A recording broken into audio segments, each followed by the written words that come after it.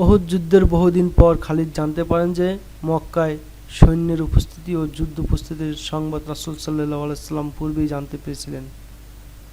শুধু তাই নয়, সৈন্যদের যাত্রা চলার গতিবিধি, যাত্রাবিরতি এবং মদিনা থেকে তারা কতটুকু দূরত্বে আছে তারও সঠিক খবর তিনি যথারীতি রেখেছিলেন। মদিনার উদ্দেশ্যে সৈন্যদের মক্কা ত্যাগের খবর হযরত আব্বাস রাদিয়াল্লাহু তাআলা আনহু সুকৌশলে নবী করিম সাল্লাল্লাহু আলাইহি ওয়াসাল্লামকে অবহিত করেছিলেন। মদিনার অনতি দূরে উহুদ পাহাড়ের কাছাকাছি একটি স্থানে কুরাইশ বাহিনী তাঁবু স্থাপন করে। স্থানটি ছিল সবুজ শ্যামল এবং চমৎকার, পর্যাপ্ত পানিও ছিল। খালিদ ঘুণাক্ষরেও জানতে পারেননি যে ইতিমধ্যেই দুই মুসলিম গুপ্তচর এসে সমগ্র বাহিনীর উপর হালকা জরিপ চালিয়ে মদিনায় গিয়ে নবী করিম সাল্লাল্লাহু আলাইহি ওয়াসাল্লামকে বিস্তারিত খবর অবগত করেছেন।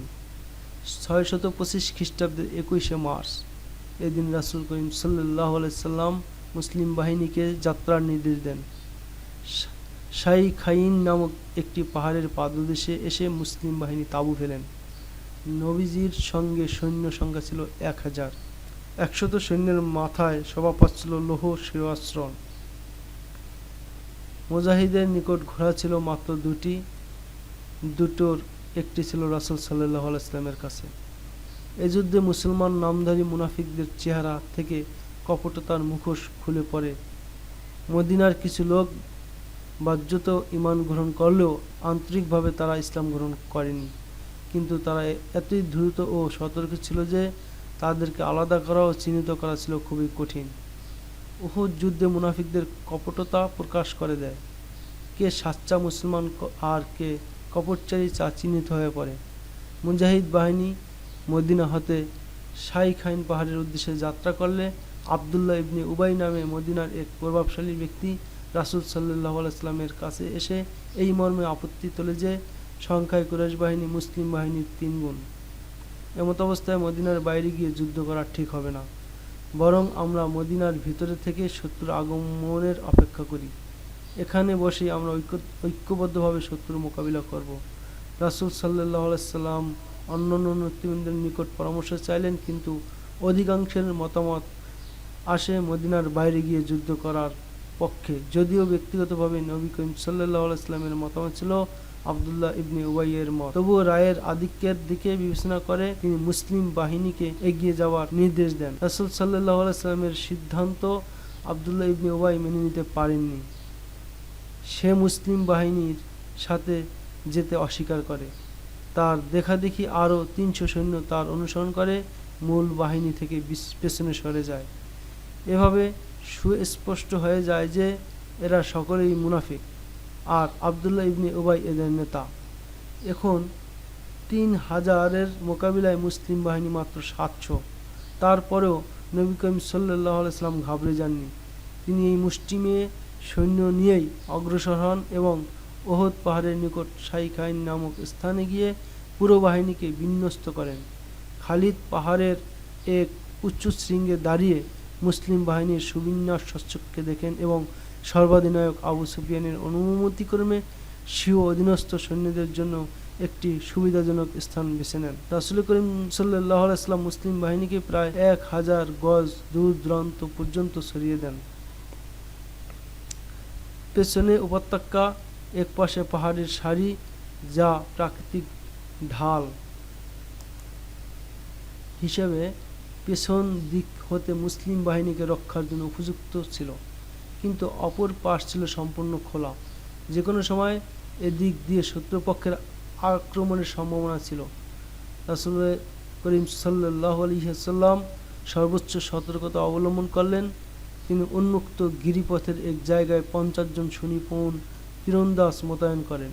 হযরত আবদুল্লাহ ইবনে জুবাইর রাদিয়াল্লাহু তাআলা আনহু ছিলেন এই তীরন্দাজ বাহিনীর অধিনায়ক। দায়িত্ব বুঝে নাও আবদুল্লাহ। রাসূল সাল্লাল্লাহু আলাইহি ওয়াসাল্লাম তাকে জরুরি দিক নির্দেশনা দান করতে গিয়ে বলেন, পেছনে সতর্ক দৃষ্টি রাখবে। আমাদের পেছনের দিক হতে দুশমনের আনাগোনা হতে পারে, যা আমাদের জন্য উদ্বেগজনক। তাদের অশ্বারোহীর অভাব নেই, তারা পিছন দিক হতে আমাদের উপর আক্রমণ করতে পারে। তোমার তীরন্দাজ বাহিনীকে এই অশ্বারোহী সৈন্যদের মোকাবিলায় প্রস্তুত রাখবে। শত্রুপক্ষের পদাতিক বাহিনী নিয়ে আমার কোনো ভয় নেই। ওকিদি এবং ইবনে হিশাম সহ সকল নির্ভরযোগ্য ঐতিহাসিক লিখেন যে রাসূল করিম সাল্লাল্লাহু আলাইহি ওয়াসাল্লাম হযরত আব্দুল্লাহ ইবনে জুবাইর রাদিয়াল্লাহুকে স্পষ্টভাবে একথা বলছিলেন যে আমাদের পেছন দিক একমাত্র তোমার সতর্কতা ও বিচক্ষণতার ফলে রক্ষিত থাকবে।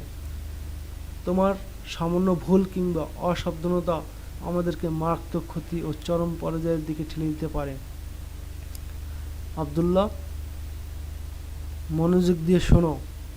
শত্রুদের পালিয়ে যেতে এবং আমাদের বিজয়ী হতে দেখলেও নিজ স্থান ছেড়ে যাবে না। তদ্রূপ আমাদের পরাজয়ের সম্মুখীন হতে দেখে তোমার বাহিনীর মাধ্যমে আমাদের সাহায্য করা প্রয়োজন হলেও নিজেদের স্থান ত্যাগ করবে না। পাহাড়ের এই উপরিভাগ যেন দুশমনের দখলে চলে না যায়। এ স্থান তোমাদের দখলে। এখান থেকে নিচে যতদূর পর্যন্ত তীরন্দাজদের তীর পৌঁছতে পারে সেটাই থাকবে তোমাদের কর্তৃত্বে। খালিদ মুসলমানদের সৈন্য বিন্যাস গভীরভাবে পর্যবেক্ষণ করে আবু সুফিয়ানকে বলে, আমার মনে হয় মুসলমানরা বিস্তীর্ণ ময়দানে যুদ্ধ করবে না। আবু সুফিয়ানের ছিল অধিক সৈন্যের গর্ব, ফলে সে চাচ্ছিল যুদ্ধ বিস্তীর্ণ ময়দানে হোক, যাতে তার পদাতিক ও অশ্বারোহী বিশাল বাহিনী মুসলমানদেরকে পদপিষ্ট করে নিশ্চিহ্ন ও নিষ্পেষিত করে ফেলে। অপরদিকে খালিদ ছিলেন অভিজ্ঞ সমরকুশলী। অতর্কিত পিছনে কিংবা কোনো পার্শ্বভাগে হামলা, গেরিলা হামলা, সৈন্য বিন্যাস এবং তাদের উপর পূর্ণ নিয়ন্ত্রণ এসবই ছিল তার যুদ্ধবিদ্যার অন্তর্গত। তিনি নিজ অভিজ্ঞতার আলোকে মুসলিম বাহিনীর সৈন্য বিন্যস্ত করা দেখেই বুঝতে পারেন যে নিঃসন্দেহে মুসলমানরা রণাঙ্গনে পূর্ণ নৈপুণ্য দেখাতে যাচ্ছে। আবু সুফিয়ান তার বাহিনীকে মুসলিম বাহিনীর মুখোমুখি নিয়ে দাঁড় করায়। সে প্রথমে অশ্বারোহী সৈন্যদেরকে মুসলমানদের দুপার্শ্ব হতে আক্রমণ করতে প্রেরণ করে। এক পার্শ্ব হামলার নেতৃত্বে ছিলেন খালিদ নিজে, আর অপর পার্শ্ব হামলার নেতৃত্বে থাকে ইকরামা। উভয়ের অধীনে ছিল 100 অশ্বারোহীর একটি করে বিশেষ বহর। সব অশ্বারোহীর কমান্ডার ছিল আমর ইবনুল আস। পদাতিক বাহিনীর সামনে থাকে 100 সুনিপুণ তীরন্দাজ। তালহা বিন আবু তালহা কুরাইশ বাহিনীর পতাকাবাহী। তৎকালে রণাঙ্গনে পতাকার গুরুত্ব ছিল অপরিসীম। পতাকা ছিল প্রতিটি সৈন্যের প্রাণ স্পন্দন। পতাকা যতক্ষণ পথ করে উঠত ততক্ষণ সৈন্যরা প্রাণপণ যুদ্ধ চালিয়ে যেত, আর পতাকা ভূপাতিত হলে সৈন্যদের মনোবল ভেঙে যেত এবং বিদ্যুৎ গতিতে ভীত হয়ে সৈন্যরা রণে ভঙ্গ দিত। যুদ্ধের সূচনা হয়। কুরাইশদের পক্ষ থেকে আবু আমের নামক এক পাপাচারী কাতার ডিঙ্গিয়ে মুজাহিদদের অদূরে এসে দাঁড়ায়। তার পেছনে কুরাইশ গোলামদের একটি দলও ছিল। আবু আমের মূলত মদিনার বাসিন্দা। সে ছিল আউস গোত্রের সর্দার। রাসূল করিম সাল্লাল্লাহু আলাইহি সাল্লাম হিজরত করে মদিনায় গেলে সে শপথ করে যে কোনো মূল্যে নবী করিম সাল্লাল্লাহু আলাইহি সাল্লাম ও মুসলমানদেরকে মদিনা থেকে বিতাড়িত করে ছাড়বে। সে রূপসী সুন্দরী এক ইহুদি নারীর প্রেমে পাগল ছিল। তদুপরি ইহুদিদের অর্থ সম্পদও তাকে এই ব্যাপারে উত্তেজিত করে তোলে। ইসলাম প্রশ্নে ইহুদিদের পদক্ষেপ ছিল মারাত্মক। অবশ্য বাহ্যিকভাবে তারা মুসলমানদের সাথে আনুগত্য ও শান্তি চুক্তি করে রেখেছিল। আবু আমের ছিল এক ইহুদিদের হাতের পুতুল। ইহুদিরা সুকৌশলে তাকে কুরাইশদের মিত্র হিসেবে প্রস্তুত রেখেছিল। মুসলিম বাহিনী কুরাইশদের বিরুদ্ধে লড়তে মদিনা থেকে রওনা করলে আবু আমের কুরাইশদের কাছে চলে যায়। আউস গোত্রের অনেকেই ইতিমধ্যে ইসলাম গ্রহণ করেছিল। মুসলিম বাহিনীর পক্ষে যুদ্ধ করতে তারাও কাতারবন্দী হয়ে দাঁড়িয়েছিল। আবু আমের মুসলিম বাহিনীর মধ্যে তার গোত্রের লোকদের কাছে গিয়ে উচ্চ আওয়াজে তাদের দৃষ্টি আকর্ষণ করে। আউস গোত্রের আত্মমর্যাদাবোধ সম্পন্ন বীর সন্তানেরা আবু আমের বলে, নিঃসন্দেহে আমার পরিচয় তোমরা ভালো করে জানো। আমার কথা মন দিয়ে শোনো। এবং তার কথা শেষ না হতেই মুজাহিদ বাহিনীর মধ্যে থেকে আউস গোত্রের এক বীর মুজাহিদ এই বলে গর্জে ওঠে যে, পাপিষ্ঠ নরাধম, চুপ কর, তোর নামের উপর আমরা থুথু ফেলি। খালিদের দৃষ্টিতে ভেসে ওঠে একটি দৃশ্য। আবু আমের আর তার সাথে গমনকারী গোলামদের প্রতি বৃষ্টির ন্যায় পাথর বর্ষিত হওয়ার কথা তার আবার স্মরণ হয়। ঐতিহাসিকদের মতে মুসলিম বাহিনী হতে আউস গোত্রের লোকেরাই এই পাথর বর্ষণ করে। পাথরের তীব্র আঘাত সহ্য করতে না পেরে আবু আমের ও তার সাথের গোলামরা দ্রুত চলে যেতে বাধ্য হয়। ইহুদিরা উত্তেজনায় সময় ক্ষেপণ করছিল। যুদ্ধের গতি ও ফলাফল জানতে তারা ছিল অধীর আগ্রহী।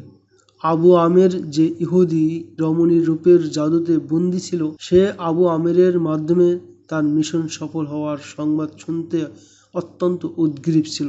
সে তখনও জানত না যে তার রূপ যৌবনের জাদু মুসলমানরা অনেক আগেই পাথর বর্ষণ করে উড়িয়ে দিয়েছে। তার ইস্তেজার অর্থহীন। আবু আমেরের এই ঘটনার পূর্বে কুরাইশদের সাথে আগত গায়িকারা সুমধুর সুরে গান পরিবেশন করে। বদরে নিহতদের বীরত্ব আর ত্যাগের বর্ণনায় ভরপুর ছিল গানের কথাগুলো। নর্তকীরা এমন ভঙ্গিতে নিহতদের বিবরণ তুলে ধরে, যার প্রতিটি শব্দই শ্রোতাদের রক্তে আগুন ধরিয়ে দেওয়ার জন্য যথেষ্ট ছিল। তাদের অনেকেই জ্বালাময়ী ভাষণের মাধ্যমেও কুরাইশদের বীরত্বে বিস্ফোরণ আর রক্তের তোলপাড় সৃষ্টি করেছিল। নর্তকীদের পর্দার অন্তরালে চলে যাবার নির্দেশ হয়। মঞ্চে আসে আবু সুফিয়ানের স্ত্রী হিন্দা, চমৎকার ঘোড়ায় আরোহী, কণ্ঠে আকর্ষণীয় গান। তার কণ্ঠ যেমন ছিল উচ্চকিত, তেমনি সুরের মধ্যেও ছিল বেশ আকর্ষণ। ঐতিহাসিকগণ তার গানের কলিগুলো না লিখলেও সবাই এটা বর্ণনা করেছেন যে তার গান ছিল অশ্লীলতায় ভরপুর। নারী পুরুষের গোপন বিষয়ের বিবরণ ছিল তার সঙ্গীতে। ইতিহাসে তার গানের কলির মধ্যে আব্দুদ্দার নামক এক ব্যক্তির আলোচনা আছে। এর দ্বারা উদ্দেশ্য বনু আব্দুদ্দার কম। তৎকালে এই গোত্রটি কুরাইশ বংশের একটি সম্ভ্রান্ত গোত্র হিসেবে পরিগণিত ছিল। বনু উমাইয়া এই গোত্রেরই একটি বিশেষ শাখা। হিন্দা সুরের মূর্ছনায় গেয়ে চলছিল, আব্দুদ্দারের সূর্য সন্তানেরা, পরিবারের কর্ণধারেরা, আমরা আধার রাতের সঙ্গিনী, চার দেয়ালের ভিতরে আমরা জাদু দেখাই। এই জাদু খুবই তৃপ্তিদায়ক এবং দারুণ উপভোগ্য। শত্রুর উপর ঝাঁপিয়ে পড়লে আমাদের বক্ষ তোমাদের জন্য উৎসর্গিত। পৃষ্ঠ প্রদর্শন করলে আমরা তোমাদের কাছেও আসব না। এরপর আবু আমের আউস গোত্রকে বিভ্রান্ত করতে যায়, কিন্তু আউস গোত্র তীর দ্বারা তাকে জবাব দিলে সে চরম ব্যর্থ হয়ে ফিরে আসে। সে ফিরে আসতেই কুরাইশরা মুজাহিদদের উপর তীর বর্ষণ করতে থাকে। মুজাহিদরাও তীরের জবাব তীর দ্বারাই দিতে থাকে। খালিদ মুসলিম বাহিনীর উপর আক্রমণ করতে তার অধীনস্থ 100 অশ্বারোহী নিয়ে দ্রুত গতিতে অগ্রসর হন। পাহাড়ের উপরিভাগে মুসলিম তীরন্দাজ বাহিনীর গোপন অবস্থানের কথা তার জানা ছিল না। তীব্র গতিতে অগ্রসর হচ্ছিল তার বাহিনী। সুড়ঙ্গ ছিল সংকীর্ণ, একত্রে এ পথ অতিক্রম করা সম্ভব ছিল না। ফলে বাধ্য হয়ে অশ্বারোহীদের লাইন বেঁধে একজন করে পথ চলতে হতো। খালিদ অনেক ভেবেচিন্তেই তার বাহিনীকে এ প্রান্তভাগে নিয়ে এসেছিলেন। পিতার প্রশিক্ষণ এবং নিজ প্রজ্ঞার আলোকে তার পরিকল্পনা ছিল যে পার্শ্বদেশে হতে হামলা করে তিনি মুসলমানদের পিছু হটতে বাধ্য করবেন। যদি তাদের দৃঢ়তায় ফাটল ধরানো যায় এবং বিক্ষিপ্ত করা যায়, তবে সহজেই তারা কুরাইশ বাহিনীর অশ্বের পদতলে পিষ্ট হতে থাকবে। কিন্তু তার সকল পরিকল্পনা ভণ্ডুল হয়ে যায় যখন এ অশ্বারোহী দল মুসলিম বাহিনীর অদূরে থাকতেই মাথার উপর দিয়ে তীরের ঝাঁক উড়ে এসে প্রথম অশ্বারোহীকে চালানি করে ফেলে। একজন অশ্বারোহী কয়েকটি তীরের আঘাতে মাটিতে লুটিয়ে পড়ে। যে সমস্ত অশ্ব তীরের আঘাতে আহত হয়, সেগুলো খালিদ বাহিনীর মাঝে কিয়ামতের বিভীষিকা সৃষ্টি করে চলে।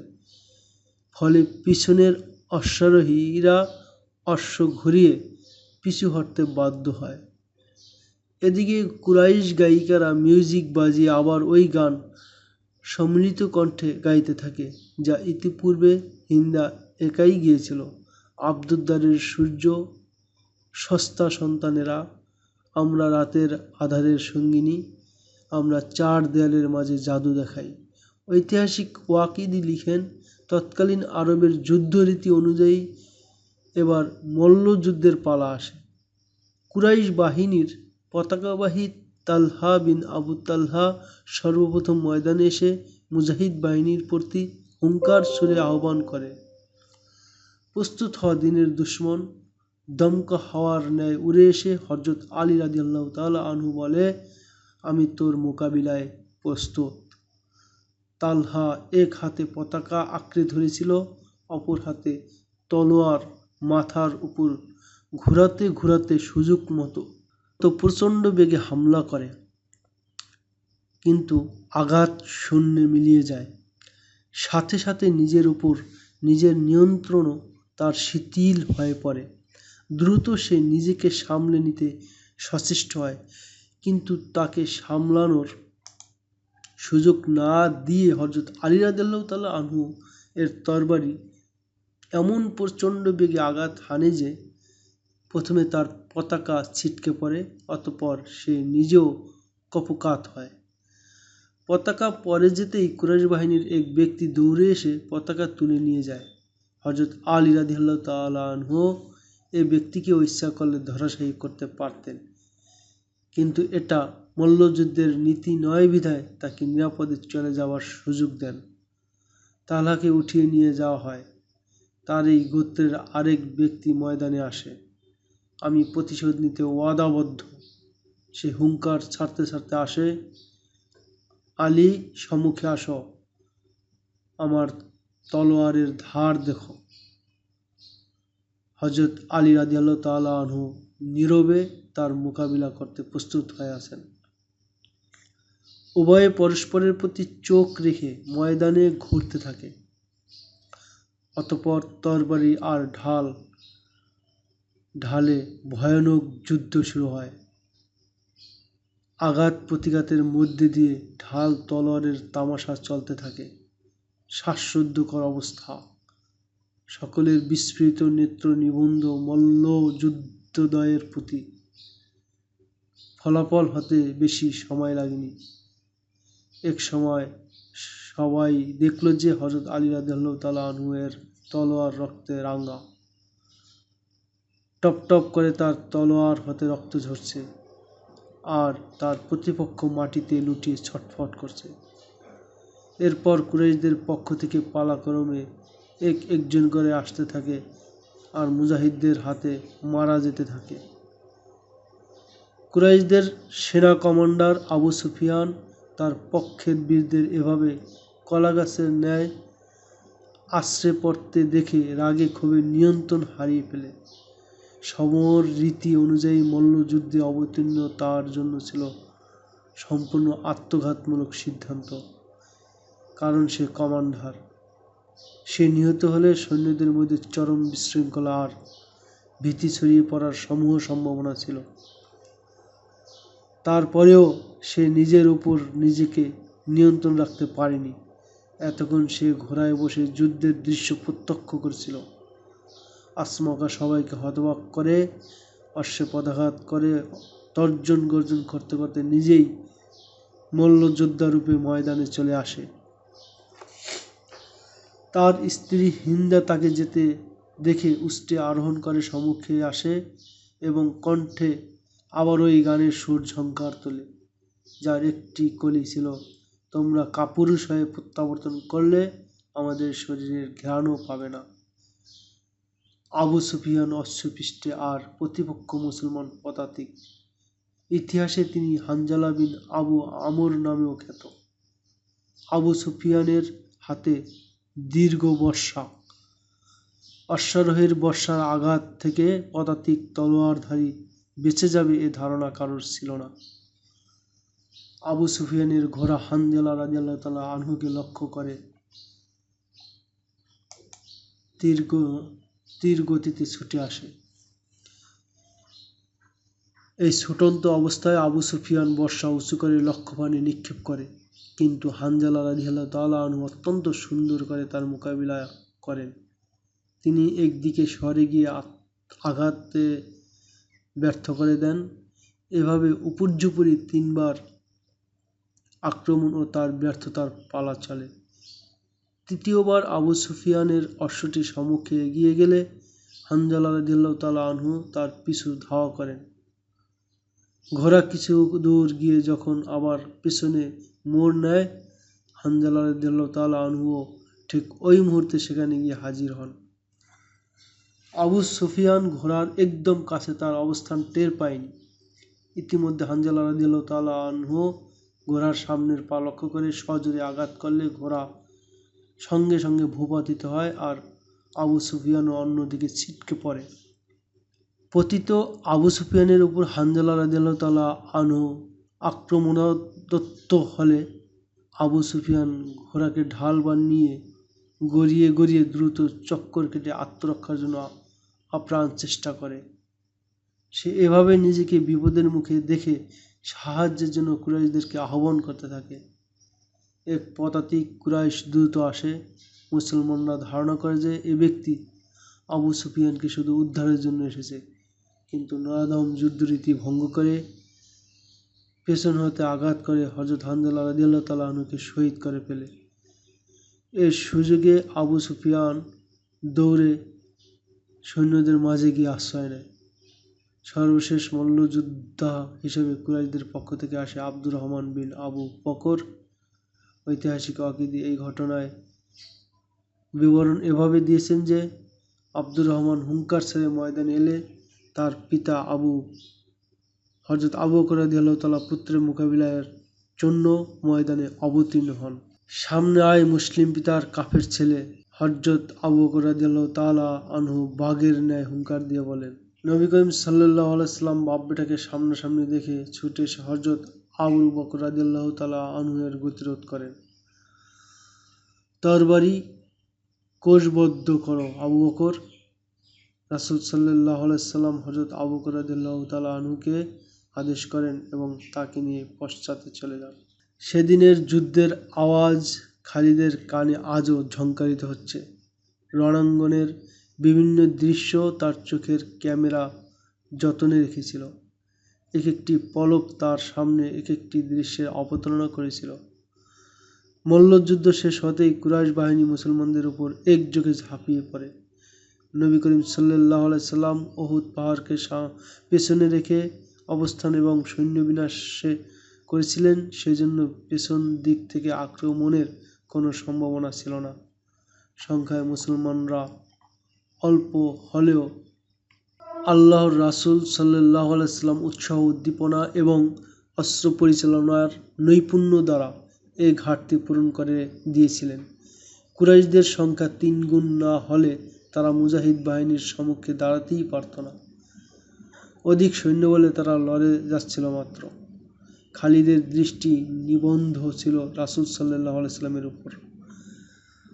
রাসূল সাল্লাল্লাহু আলাইহি সাল্লাম এক পার্শ্ব বাহিনীতে অবস্থান করছিলেন। এই বাহিনীর প্রতি আক্রমণ করা তার একান্ত আশা ছিল। তার অধীনস্থ অশ্বারোহী দলকে সংকীর্ণ রাস্তা অতিক্রম করে দ্রুত এগিয়ে যেতে এবং মুসলমানদেরকে একযোগে আক্রমণের নির্দেশ দেন। কিন্তু তার ইচ্ছায় বাদ সাধে হযরত আব্দুল্লাহ বিন জুবাইরের চৌকস তীরন্দাজ বাহিনী। মুসলিম তীরন্দাজ বাহিনী খালিদ বাহিনীকে শোচনীয়ভাবে পশ্চাৎপদসরণে বাধ্য করে।